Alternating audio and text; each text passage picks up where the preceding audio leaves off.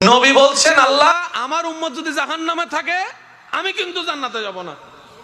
আল্লাহ বলছেন আপনি না গেলে তো জান্নাত উদ্বোধনই হবে না। এবার মামলাটা কি দাঁড়ালো? আল্লাহ পাক বলে যে আমি তাহকামুল হাকিমিন নিজেকে বলেছি, বিচার না করলেও তো জিনিসটা সুন্দর হয় না।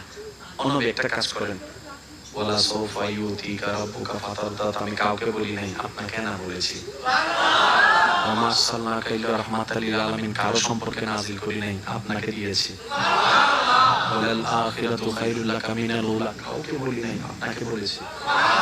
আর আমি আল্লাহ ভালো করে জানি আপনি হচ্ছেন উম্মতের দরদী নবী। আপনি নিজের জন্য কাঁদেন নাই, সন্তানের জন্য কাঁদেন নাই, পরিবারের জন্য কাঁদেন নাই, নাতির জন্য কাঁদেন নাই, যত কেঁদেছেন জীবনে সবকিছু উম্মতের জন্য। এমনকি হাশরের ময়দানে যখন সর্বপ্রথম আমাদের নবীকে আল্লাহর হুকুমে তোলা হবে,